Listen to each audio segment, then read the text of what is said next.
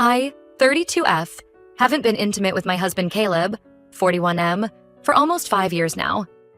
We've been married for 8 years and have 2 kids, Rosie, 6F, and Max, 4M. Looking back, I can see the red flags I missed, but at the time, everything seemed perfect. Caleb and I met at a charity gala for the local children's hospital. I was there representing the marketing firm I worked for, and he was a guest of one of the hospital board members. He looked dashing in his tuxedo, and when our eyes met across the room, it felt like something out of a movie. We spent the whole night talking, ignoring everyone else around us. I learned that Caleb came from old money, but he was determined to make his own way in the world. He'd started his own tech company and was passionate about innovation. I was impressed by his drive and ambition. We shared similar values, or so I thought, about building a life based on mutual respect and support. Our whirlwind romance was the stuff of fairy tales. Fancy dinners, weekend getaways, surprise gifts. Caleb pulled out all the stops. He made me feel like the most special woman in the world. When he proposed after just 6 months of dating, I didn't hesitate to say yes. The first year of marriage was blissful. We traveled, we entertained friends, we talked for hours about our dreams for the future. We agreed to wait a few years before having kids so we could enjoy being newlyweds and focus on our careers. Things started to change subtly after our first anniversary. Caleb began making comments about how it might be time to start a family. At first, it was just casual mentions, but soon it became a daily topic. He'd talk about how his parents were getting older and wanted grandchildren, how all our friends were having babies, how we weren't getting any younger. I tried to stick to our original plan, reminding him that we had agreed to wait. But Caleb became increasingly insistent. He started questioning my commitment to our marriage, saying things like, "If you really loved me, you'd want to have my children." The pressure was relentless, and eventually I gave in, thinking it would make him happy and bring us closer together. Pregnancy was tough on me. I had severe morning sickness that lasted all day, every day. Caleb was supportive at first, but as the months went on, he became impatient with my constant fatigue and nausea. He complained that I wasn't taking care of myself properly, that I wasn't glowing like pregnant women were supposed to. When Rosie was born, I fell in love instantly, but the birth was traumatic. 36 hours of labor ending in an emergency C-section. I struggled with postpartum depression, feeling overwhelmed and inadequate. Caleb seemed disappointed that I wasn't immediately bouncing back. He'd make comments about other new moms he saw at the park, wondering aloud why I couldn't be more like them. As I was struggling to adjust to motherhood, Caleb's controlling behavior began to escalate. He'd question me whenever I wanted to go out, even just to grab coffee with a friend. He insisted on knowing where I was at all times, calling repeatedly if I was even a few minutes late getting home. He said it was because he worried about me and the baby, but it felt suffocating. Despite the challenges, I wanted to return to work after my maternity leave. I loved my job and the sense of identity it gave me outside of being a wife and mother. Caleb fought me on this, saying that Rosie needed her mother at home. We argued about it for weeks before he finally relented, but not without making it clear that he thought I was being selfish. Just as things were starting to settle into a new normal, Caleb started pushing for another baby. I was hesitant, still feeling overwhelmed with one child, but Caleb was insistent. He said Rosie needed a sibling, that we needed to complete our family. The pressure started again, and once more, I gave in. Max's birth was easier physically, but emotionally, I was a wreck. I felt pulled in a million directions, trying to be a good mother to both children, a supportive wife, and a competent professional. Caleb's help was minimal. He'd watch the kids if I had to work late, but he made sure I knew what an imposition it was. It was around this time that our intimacy began to wane. Caleb would reject my advances, saying he was too tired or stressed from work. If I tried to talk about it, he'd turn it around on me, saying I wasn't attractive to him anymore because I hadn't lost the baby weight. I started to feel less and less like a woman and more like a live-in nanny and housekeeper. When Max was about a year old, Caleb came home one day with a bombshell. He'd accepted a job offer in his hometown, clear across the country. He presented it as a done deal, saying we'd be moving in a month. When I protested, pointing out that I had a career and friends here too, he painted a rosy picture of how much better our life would be near his family. He talked about how his parents and siblings would help with the kids, giving us more time for each other. He promised we'd be able to reconnect, to find that spark again. And I, desperate to salvage our marriage and overwhelmed with the demands of working motherhood, agreed. The reality of the move was far from what Caleb had promised. His family, rather than being helpful, were intrusive and judgmental. His mother constantly criticized my parenting, my housekeeping, even the way I dressed. His father made no secret of his belief that women should be at home with the children, not working outside the house. Caleb, rather than standing up for me, seemed to agree with them more often than not. He started pressuring me to quit my job, saying the kids needed me at home. When I refused, he made it difficult for me to work, suddenly being too busy to watch the kids during my conference calls or important meetings. The promised help with childcare never materialized either. Caleb always had an excuse for why his family couldn't babysit. The kids were too young. His parents were too old. His siblings were too busy. I found myself more isolated than ever, stuck at home with 2 young children and no support system. It's been 3 years since we moved, and I feel like a prisoner in my own home. Caleb freaks out if I try to go anywhere by myself. He says it's not safe, that I don't know the area well enough. But how am I supposed to learn my way around if I'm never allowed to go out alone? The lack of intimacy is killing me inside. Caleb hasn't touched me in nearly 5 years.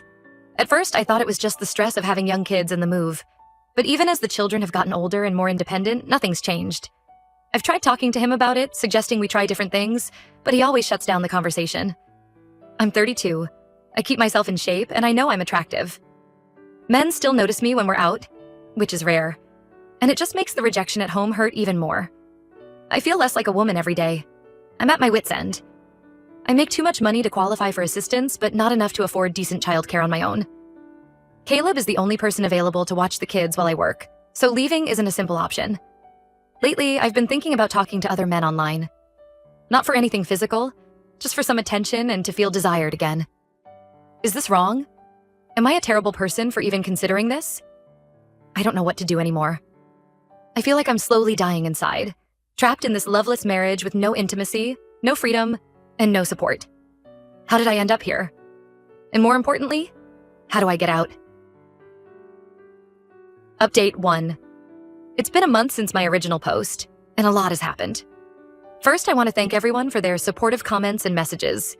You helped me realize that what I was experiencing wasn't just a rough patch, but emotional abuse. The day after I posted, I decided to take a small step towards reclaiming my independence. I told Caleb I was going grocery shopping alone. As expected, he immediately started with his usual tactics, saying it wasn't safe, that I'd get lost, that the kids needed me at home. This time, instead of giving in, I stood my ground. I told him I'm an adult woman capable of buying groceries, on my own, and that I was going whether he liked it or not. He didn't take it well.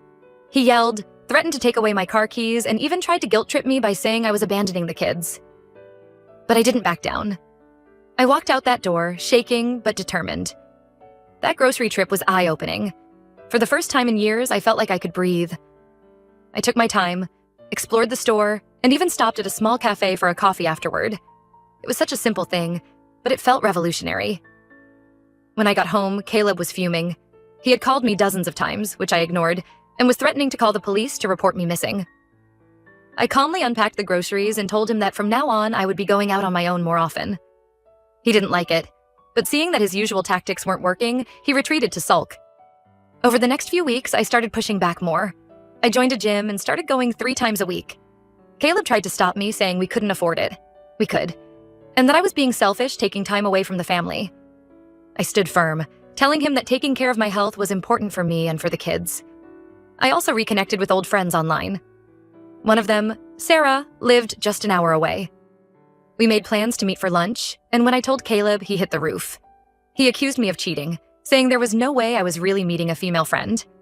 I invited him to come along and meet Sarah, but he refused, saying he had to stay home with the kids. I went anyway, and it was wonderful to have a connection to my old life again. The gym became my sanctuary. For those few hours a week, I felt like myself again. Not just a wife or a mother, but me. I started to remember the woman I used to be. The one with dreams and ambitions beyond the 4 walls of our house. It was at the gym that I met Tom. He was friendly and clearly interested, and for a moment I felt that spark I'd been missing for so long. We talked for a while about our workout routines and our jobs. Before he left, he gave me his number, saying we should grab a coffee sometime. I didn't call him, but holding that piece of paper with his number on it made me realize something. I have options. I don't have to stay in this loveless, controlling marriage. That night, I sat Caleb down and told him I wanted a divorce. I expected him to yell or try to manipulate me, but instead, he broke down crying. He admitted that he knew he'd been controlling and that he had pushed me away. He begged for another chance, promising to change and to go to counseling.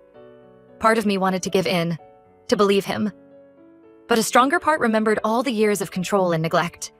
I thought about all the times he'd made me feel small, all the times he'd dismissed my feelings or belittled my achievements. I thought about how he'd isolated me from my friends and family, how he'd tried to make me completely dependent on him. I told him that while I appreciated his willingness to change, it was too late. Our marriage was over. He didn't take it well, alternating between begging me to reconsider and angrily accusing me of throwing away our family. The next day, I contacted a lawyer. She helped me understand my rights and what to expect from the divorce process. It was overwhelming, but also empowering to take this step towards freedom. I'm scared about the future, how I'll manage as a single mom, how the kids will cope. But for the first time in years, I also feel hopeful. I know the road ahead won't be easy, but it has to be better than the prison I've been living in. Thank you all again for your support. I'll update again when there's more news. Update 2. It's been 2 months since my last update, and things have been intense. The divorce process is underway, and it's bringing out sides of Caleb I never knew existed. At first, he seemed to accept that our marriage was over. He moved into the guest room, and we tried to keep things civil for the kids. But as soon as I served him with divorce papers, he changed completely. He's now contesting everything. Custody, asset division even. My right to stay in the house. His lawyer sent a letter claiming that I'm an unfit mother because I abandoned my family to go to the gym and meet other men. It's ridiculous, but it's still terrifying to have these accusations thrown at me. Caleb's family has also shown their true colors. His mother called me, screaming about how I was destroying their family. She threatened to testify that she's seen me neglect the kids, which is a complete lie. His sister, who I thought was my friend, is now telling people that she always knew I was selfish and that Caleb deserves better. The kids are struggling with all of this. Rosie overheard Caleb on the phone with his lawyer and asked me if I was a bad mommy. It broke my heart. I've tried to shield them from the conflict as much as possible, but it's not easy. Despite all this, I'm staying strong. I found an amazing lawyer who specializes in high-conflict divorces. She's been a godsend, helping me navigate the legal system and giving me the confidence to stand up for myself. I've also started seeing a therapist to work through all the emotions I've been suppressing for years. It's hard and often painful, but I can feel myself getting stronger with each session. We've been exploring my childhood and how it might have led me to accept Caleb's controlling behavior for so long. I grew up in a household where my father was very dominant and my mother was submissive. I never saw them argue or disagree. My mother always deferred to my father's wishes. I realized in therapy that I had internalized this dynamic, believing that a good wife should always put her husband's needs first. It's been eye-opening to recognize this pattern and start to break free from it. The guy from the gym, Tom, has become a good friend. We're not dating. I'm nowhere near ready for that. But it's nice to have someone to talk to who isn't involved in all the drama. He's been really supportive and reminds me that I deserve to be happy. Tom's friendship has been a stark contrast to my relationship with Caleb. He listens when I talk, shows genuine interest in my thoughts and feelings, and respects my boundaries. It's helped me see how a healthy relationship should look, even if it's just a friendship for now. Work has been my sanctuary through all of this. I've thrown myself into my job, and it's paying off. I got a promotion last week, which means I'll be in a better financial position once the divorce is finalized. My boss has been understanding about my situation, allowing me some flexibility with my hours to accommodate lawyer meetings and therapy sessions. The promotion came with an unexpected challenge, though. Caleb found out about it and immediately filed a motion to increase his potential alimony, claiming that my sudden increase in income should be considered in the divorce settlement. My lawyer assures me we can fight this, but it's just one more stress to deal with. I'm still taking it one day at a time. Some days are really tough, especially when Caleb is being particularly vindictive or when I see how confused and upset the kids are. But I remind myself why I'm doing this. For my freedom, my happiness, and to show my children what a healthy, self-respecting woman looks like. Last week, I had a moment that made all the struggle feel worth it. I took the kids to the park, something I used to do only when Caleb allowed it. Rosie was playing on the swings when she called out, "Look, Mommy, I'm flying." The joy in her voice, the freedom in her laugh, it reminded me of why I'm fighting so hard. I want my children to grow up feeling that sense of freedom and joy, not constrained by fear and control. I don't know what the future holds, but I know it's brighter than the life I was living before. There are still many hurdles to overcome. Finalizing the divorce, figuring out custody arrangements, rebuilding my life as a single mom. But for the first time in years, I feel like I'm facing these challenges on my own terms, not as Caleb's subordinate. Thank you all for your continued support. It means more than you know. I'll keep you updated as things progress.